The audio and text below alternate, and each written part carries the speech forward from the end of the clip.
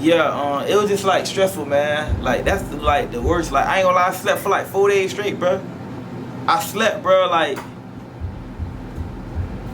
I'm just waiting for a call. You know, like how you just waiting for a call to hear, like, hey, listen, man. You know, like it's just like something bad happened. You waiting for the call just to hear the good news out of it. Like, you know what I'm saying? Like, damn, like your boy son just got hit up or something like that. It's like, hold on, bro. They just tell you it looking bad, but you just waiting for a call to hear, like, okay, he's straight.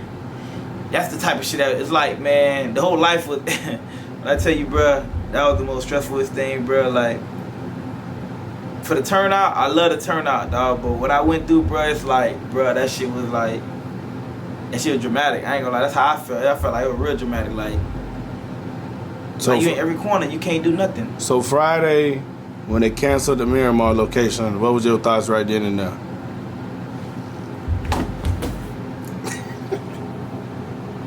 Bitch, I felt dead, bitch. They did that shit, boy. Hey, listen, boy. Hey, listen, bro. Boy, just thinking about that bit right now, just had, hey, listen, when I tell you, bro, that shit felt like, I don't know how it felt to get hit by a car, bro. But it felt like I got hit by a car and fell on the head, bro. When I tell you I couldn't move, bro, listen, bro. Hey, listen, nigga, just, hey, boy, somebody please do something, boy. Bitch, hey, bitch, we gotta throw that bitch at somebody's house, bitch. Like, let's figure out where we gonna park these cars in somebody's house. Like, who got a big enough backyard? Just so, cause these people, cause you know, bro, listen, bro, for all these people to come out here and they hear the show council, bro, you know how heartbroken that is, bro. Like, that would have been a lot of, yeah, it would have let a lot of people down, bro. I'm glad that we made the day up, but that shit was stressful, bro. Like, would I want to do that again? I mean, for y'all, I would, but for me, no, I don't. I ain't gonna catch me. Straight up. Alright, so now we pretty much talked about everything. January 2 is a good show. Now let's talk about more what the people really want to hear, the race side of it. So can you give us a little more insight on what happened that weekend as far as Florida versus Chicago? We know there was issues on each side. We had Florida versus Chicago. I mean, they had issues. I didn't. I mean, I pulled up. When I got there, you know, they was complaining, you know, saying that, you know, my boy Bag said that, he was 3 hours asleep, they ain't showing the race rules, so he didn't feel comfortable. And, you know, like, I told Baz he could have called me, you know what I'm saying? He was calling Blue Magic and stuff like that, but he felt we were riding together. But I feel like, you know, if you know, call me, you know what I'm saying? Like, everybody hang around, you know, they see us around, but somebody will be going that way and I'll be going this way, so you just got to call me.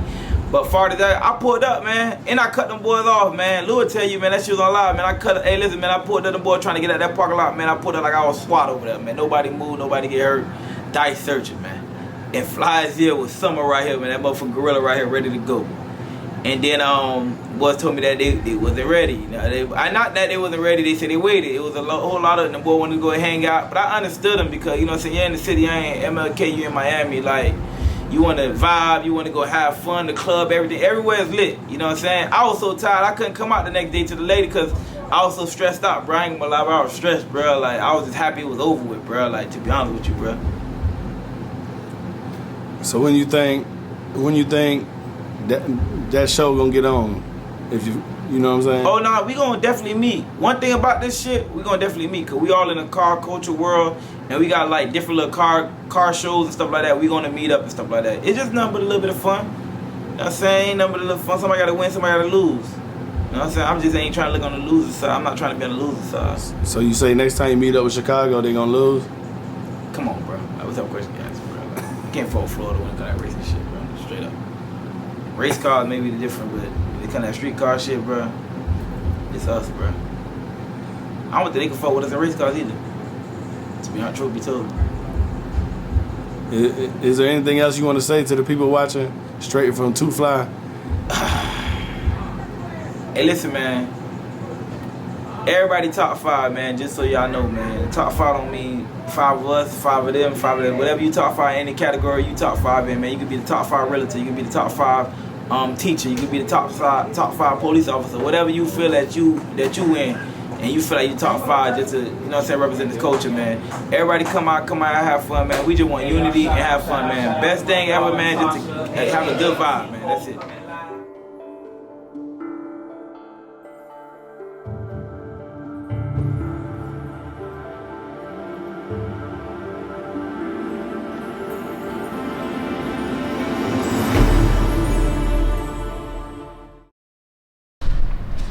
What are your current thoughts on the current state of the car culture compared to what it used to be? I mean, I feel like it's growing back. You know, back in the days, I think it should be more deeper than that because just of the cost of building a car ain't cost as much. And plus, like, you know, like people was getting like regular cars, little Maximas, Impalas, and like, you know what I'm saying, and Monte Carlos, and putting rims on them and driving their cars. But now I guess like a lot of people feel like, you know, now that the way the car culture going, like you gonna have to spend a bag on your shit to make your shit look presentable and stuff like that. And I think that's not what I don't think that's like what it need to be at. So it need to be like where everybody just, how they used to be, like everybody just get whatever car, they put rims and put their little music and enjoy their cars. Like right now I barely see like fucking Maximas and Impalas, the little Chevys, all the new cars with the 22-inch rims and 20-inch rims coming to car shows. Like everything I see is number old schools and stuff like that. And that's what so compared to now, we gotta just bring it back that way, you know what I'm saying? Where do you think the culture strayed away from being on that type of time? Like, what do you think caused the change? I think money, shops caused the change. People not getting what they ask for, like, so that causes a lot of change and things like that because they make you don't want to do it no more, you know what I'm saying? So that's what I think. If you had to tell something or give some advice to someone who's brand new to the car game, what would you tell them? Build your car for you. Do what you like. You know what I'm saying? Like, what's your preference may not be somebody else's preference. You know what I'm saying? But build your car to your liking, what you like, and how I feel about my car. And always just feel like your car is shit, right? If you see another car look better, in your mind you know it look better, but in your head somebody else might think that your car look better than the car you think look better. So do it to your liking. Can you give a little insight on how you got started as far as the car culture? Like what got you going? Back in the days, man, I used to see a lot of the people, especially like my brother. My brother was the first one like started building cars. I used to see him like drop cars and stuff like that. And I was like, man, you know what, man? Damn, bro, when I get older, bro, I want to drop cars too. I want to have music in my car and stuff like that. And that just gave me like the motivation. Like, man, when I get older, man, I gotta drop a nice car. Especially like, you know, my brother had a 7-tray Vert, Candy Apple Vert. I was like 6 years old, 7 years old. He was dropping me. I was in first grade. I might have to be younger than that. Yeah, about 6, 7 years old. He dropped me to Red and Black. He had a 7-tray. It was Candy Apple Red. He had the 30s and lows on there, and he had white guts. I remember the convertible 7-tray. That's why I'm a 7-tray guy. Do you remember how much your first build cost? Shit, my first build? Shit, I don't think I spent. I think like, shit, the first build didn't really cost as much, bro. I don't think that build was more than like 6,000-7,000. All I needed was, I got the car, put some rims on it, and put some music, and I'm riding. Yeah. Do you think social media has a negative or positive impact on the culture? Social media has both ways. Social media will show you all the good, but don't show you the bad. So, in the positive way, like you see everybody dropping the cars and stuff like that. On the negative side, you just don't see the hassle that they get to drive these cars for these cars to look how they look and stuff like that. And then not just that, like everything look good on picture, but when you get up on it is when you tell the truth about it. So, I mean, social media you could easily get fooled by social media. I agree to that extent. I mean, we all been to a car show and you see a car in person, it's like, hold up, that ain't what it look like on Instagram. Yeah. I mean, we don't seen plenty of that, you know what I'm saying? But the thing is, at the end of the day is, that's that person liking, you know what I'm saying? I mean, social media just enhanced the way it look. But some cars are as advertised, you know what I'm saying? Don't get me wrong on that. But, and some cars are lemon. You know what I'm saying? Like freshly squeezed lemons. But, you know, that's a part of what it is. Like, so, you know what I'm saying? That's that person freshly squeezed lemon. You feel me? Well, while we talking about lemons, can you give the people an example of how the dunk game's stressful? Like, what's one thing you went through? I think that Ross, the Rick Ross is a perfect example of everything look good and you have to overcome shit that pop up. You remember when you called me? Oh, yeah. Matter of fact, at Ross show, in the middle of the show, my car looking beautiful it is, and that the goddamn wheel bearing shit ended up messing up in the middle of the show while I'm turning and moving my car out. I had to put my car in a jack stand in the middle of the Rick Ross show. Beautiful this car is, the much money gets spent, and just that little simple shit, I had to put my shit on a jack stand in front of everybody. But one thing about this car thing, you can't have pride, cause in these old school, no matter how much money you put in them bitch bound to leave your ass stranded, one way or another. I don't care how much money you got in that bitch. I don't care what you done did to that motherfucker. That bitch bound to leave you stranded someday, somewhere, somehow, for rims, the goddamn motor, the goddamn gas pump, fuel pump, everything. Like, you know what I'm saying? Something bound, music, you might be playing your music, you know what I'm saying? Wires, something bound to you know what I'm saying? Like, to make you, what you call it? But I don't even get embarrassed for that shit because I'm used to this shit. I know like what comes with this car shit, you feel me? Like that's why I ain't mind putting my shit on the jack. They talking about, oh, wait till everybody leave to put it on the jack stand. No, we're gonna put it on the jack stand now. And we're gonna fix this car now. Cause I'm gonna leave out here sideways now. Yeah, we not waiting. I have plans on leaving this a certain way. And we need to get this thing fixed like right now. I'm not leaving my car in the middle of this, what you call it. I don't care how many people here, they're gonna watch the struggle. It's fine. It is what it is. Speaking of struggle, I think a lot of people don't see what really go on behind the scenes and what it really takes to run an operation like this. Can you give them a little insight on how the January 18th show went in your eyes? Just a little behind the scenes. Man, hey, listen, man, that was one of the most stressfulest day in my life, bro. Like, to be honest with you, like, I couldn't sleep because, you know, like, just about them canceling the show and I'm watching all the social media and seeing everybody who coming our way, how we impact all the people that come from other states to come and have a good time with us, and for them to try to cancel the show. 2 shows got canceled back to back, saying that, nah, we can't do it, you know what I'm saying, like, nah, like you know what I'm saying, we hearing negative things and stuff like that. And then 12 hours to find a location to get the thing done, to get the job done. Shout out to the team for getting it done, like the whole team, everybody who put their, you know, like everybody, like, y'all know everybody. I ain't got to name them. If y'all want me to name them, I can name them, but y'all know who the clique is. So it was a lot of behind the scenes to make it happen, but everybody made it happen, and we ended up getting the show off. And then it was a successful show, but the stress that was behind it, like, would I want to do it again? No, I wouldn't want to do the stress behind, but I mean, the show, would I want to put on a show like that? Yes, I would. You know what I'm saying? Like, but it was stressful. That's why I couldn't come out to hang out the next day till like later on that night, because it's like, well, my body was glued to that bed, bro. I was so stressed out, bro.